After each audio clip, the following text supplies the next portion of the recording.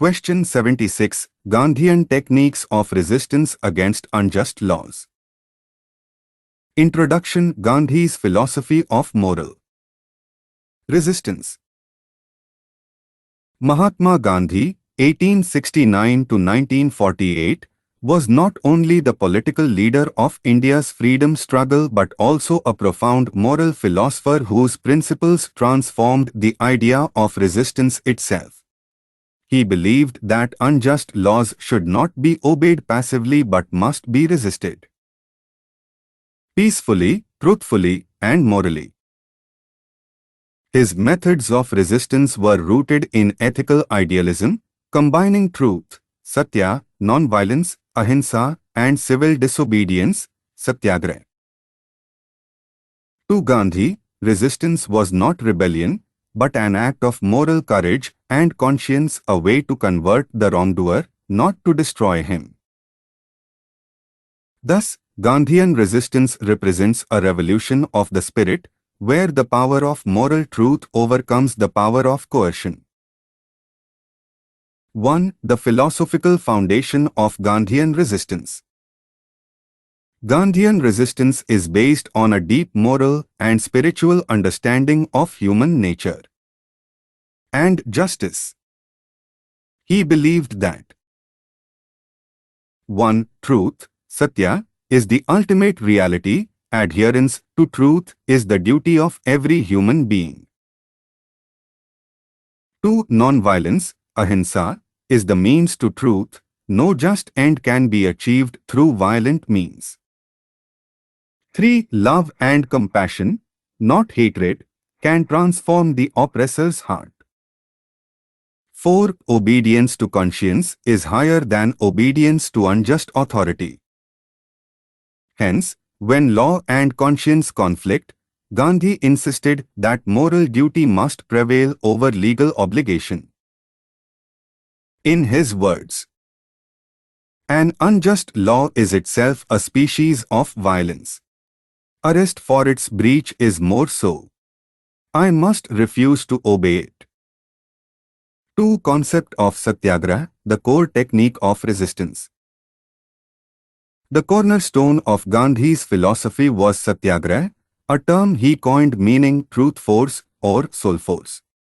It signifies non-violent resistance to evil through suffering and moral persuasion rather than hatred or coercion. Satyagraha rests on 3 principles. Truth, satya, the cause must be morally right. Non-violence, ahimsa, means must be as pure as the end. Self-suffering, tapasya, willing acceptance of suffering to awaken the conscience of the oppressor. For Gandhi, satyagraha was not passive submission but active moral resistance, aiming not to destroy the opponent but to convert him through love and sacrifice. Example, the South African Satyagraha, 1906 to 1914, where Indians resisted racist laws through non-violent defiance, was Gandhi's first experiment with this method. 3. Civil disobedience, the moral breach of unjust laws. Civil disobedience is one of Gandhi's most celebrated techniques of resistance. It means the open, deliberate, and non-violent violation of certain unjust laws to protest against injustice. It is a form of active non-violent defiance, a citizen's moral duty to disobey laws that degrade human dignity or violate truth. Gandhi wrote, civil disobedience becomes a sacred duty when the state becomes lawless or corrupt. Key features of Gandhian civil disobedience. 1. It must be non-violent, no hatred, no harm to persons or property. 2. It must be public and transparent, not secret or conspiratorial. 3. It must be self-sacrificing, with willingness to suffer imprisonment. 4. It must aim at moral awakening, not revenge.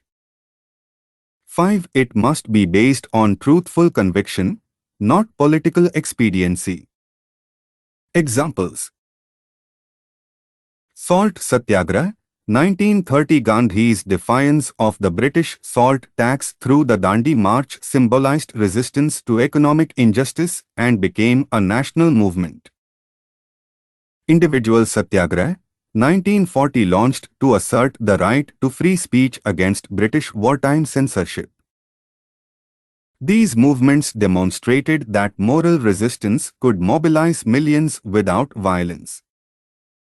4. Non-cooperation, withdrawing consent from injustice. The non-cooperation movement, 1920-22, was another Gandhian strategy to resist unjust rule.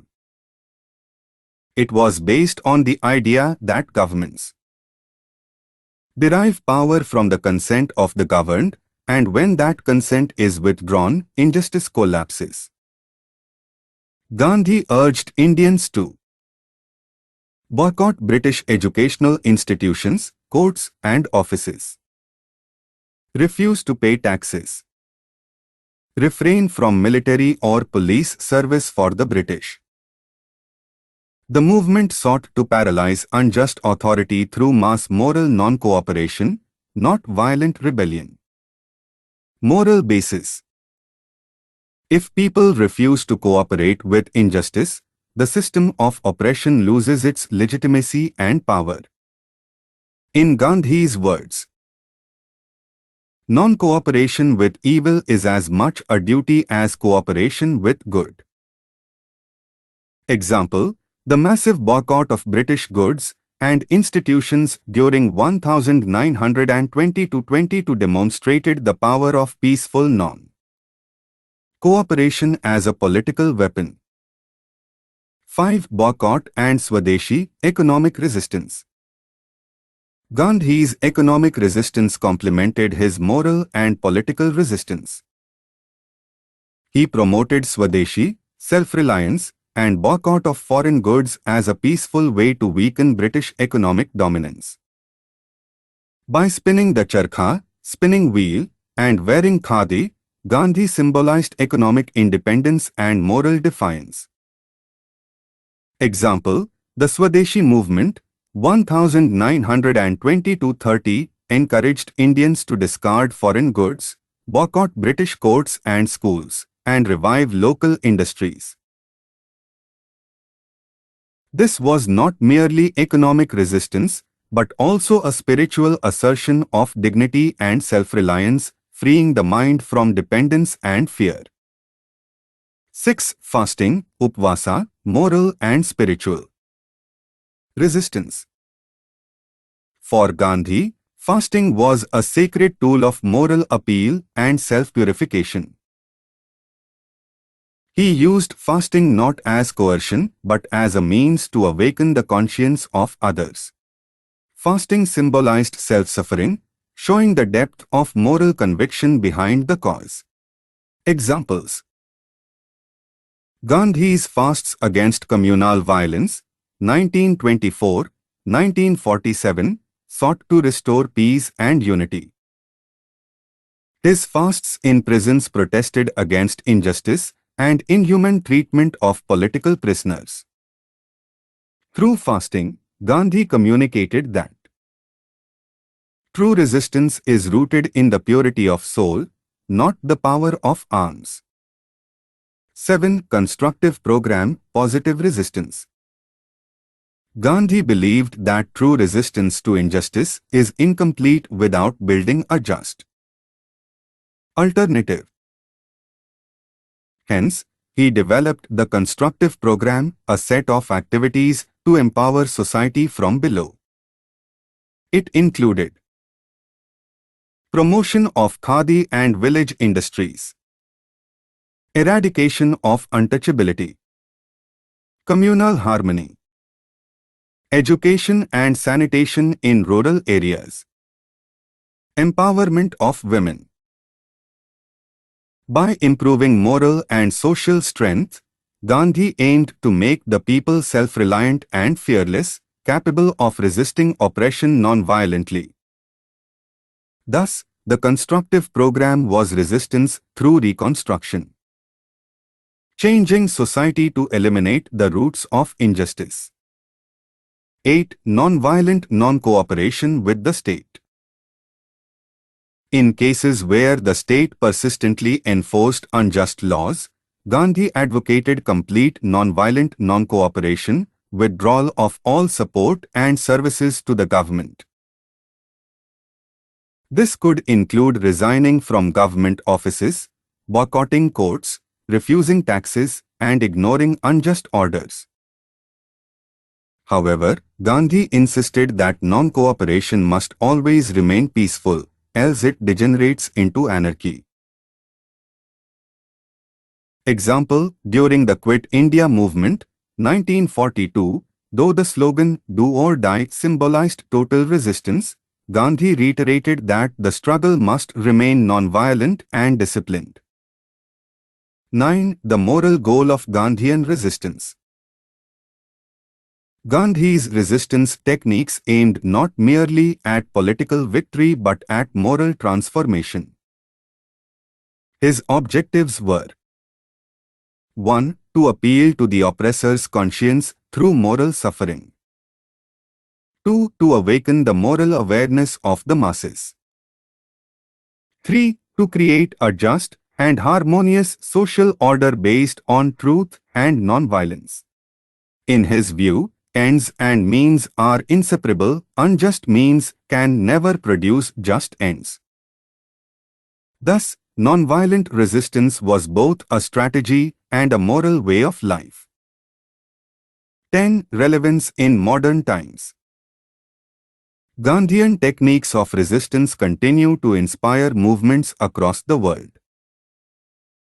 Martin Luther King Jr. used Gandhian nonviolence in the American Civil Rights Movement, 1950s-60s. Nelson Mandela adopted Gandhian methods against apartheid in South Africa. Environmental and social justice movements in India, like Chipko and Narmada Bachao Andolan, reflect Gandhian non-violent protest. Gandhi's legacy proves that moral resistance is universal, effective even in modern struggles against injustice, inequality, and oppression. 11. Summary for quick understanding. Gandhian techniques of resistance against unjust laws are rooted in truth, non-violence, and self-suffering. They include satyagraha, civil disobedience, non-cooperation, boycott, fasting, and constructive program, all aiming to awaken moral conscience and transform the oppressor through love rather than hatred. Gandhi's resistance is not a rejection of law, but a higher obedience to moral law, where the dignity of human conscience stands above coercive authority. Quick revision notes. Philosophy, truth, satya, non-violence, ahimsa, self-suffering, tapasya. Key techniques, satyagraha, civil. Disobedience, non-cooperation, boycott, fasting. Purpose, resist injustice morally, not violently. Nature, peaceful, public, self-sacrificial. Examples, Salt Satyagraha, 1930, Non-cooperation, 1920-22, Quit India, 1942. Moral basis, ends and means must both be pure. Modern influence, Martin Luther King Jr., Mandela, Global Nonviolent Movements. Core idea, non-cooperation with evil is as much a duty as cooperation with good. One-line questions and answers for revision. 1. What is the basis of Gandhian resistance? Truth and non-violence. 2. What does Satyagraha mean? Truth force or soul force. 3. What is civil disobedience according to Gandhi? Peaceful violation of unjust laws. 4. What movement used civil disobedience? First, the Salt Satyagraha, 1930. 5. What is the moral aim of Satyagraha? Conversion of the oppressor's heart through love. 6. What does non-cooperation mean? Withdrawal of consent from unjust authority. 7. What was Gandhi's economic form of resistance? Swadeshi and boycott of foreign goods. 8. What was the spiritual form of resistance Gandhi used? Fasting, upvasa. 9. What was Gandhi's constructive program? Building self-reliant, just communities. 10. What principle sums up Gandhian resistance? Hate the sin, not the sinner. Final connection. Gandhian techniques of resistance represent the highest form of moral politics where truth replaces violence, conscience replaces coercion, and love replaces hatred. For Gandhi, resisting unjust laws was not a matter of rebellion, but a sacred duty to truth and justice. His philosophy teaches that real power lies not in the weapon, but in the purity of one's purpose, that even against the mightiest empire, one peaceful conscience armed with truth can shake the world.